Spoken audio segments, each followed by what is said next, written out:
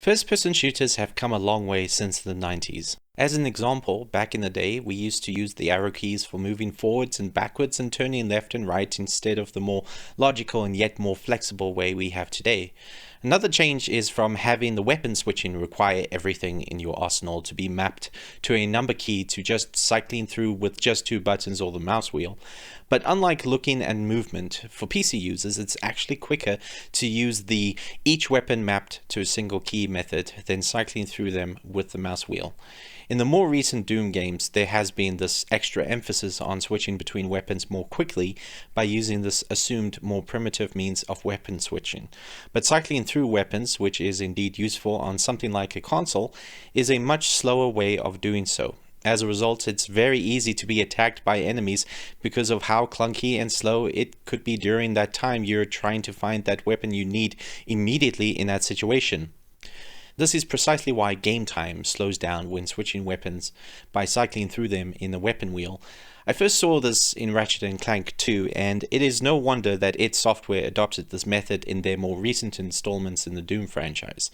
Just one little side effect is that it does interrupt the pacing of the game, which is why mapping each weapon to its own key is more effective. I used to think it's a more complicated way of doing things, but when I started playing Doom 2016 for the first time, I realized that cycling with a button or mouse wheel just wasn't fast enough for what I needed, and having time slow down every single time I change my gun, which is like every few seconds actually, is really just not something I like using. This is when I decided to finally learn how to switch my weapons using the individual key binding method. But once I got used to it, it became second nature, and it actually could be applied to all sorts of other games, not just games like Doom and Quake, but also any shooter that lets your character hold more than two weapons at a time, like Mass Effect, Unreal, and Crysis.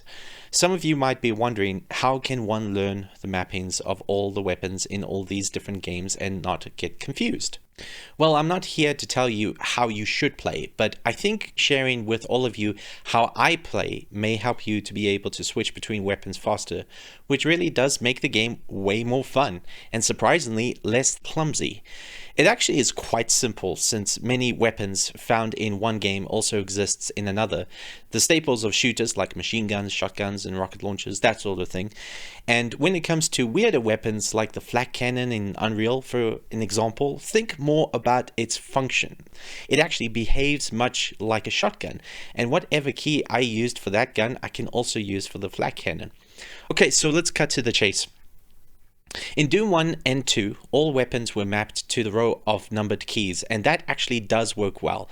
1 for melee weapons, 2 for pistol, 3 for shotgun, 4 for chain gun or machine gun, except that 5, 6, and 7 are just too far to reach without moving your left hand away from the WASD keys. So instead, I would mount the rocket launcher from key 5 to the Alt key, the plasma gun from 6 to Control, and the BFG from 7 to Q.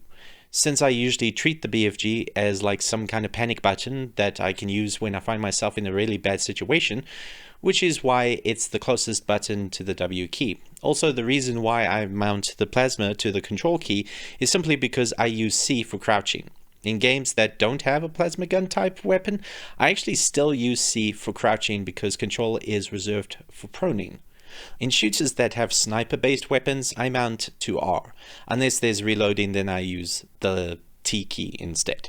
To throw grenades, I use G, just like in any Call of Duty game, but grenade launchers or mortars, however, are mapped to the Z key or the Z key. The pistol would normally be mapped to the number 2 key, but really that weapon is a last resort, so I usually move it to the X key because it is a slightly more awkward key to press, which is perfectly fine, since I am more likely to use melee-based weapons, like the chainsaw, before I even think about using the puny pistol.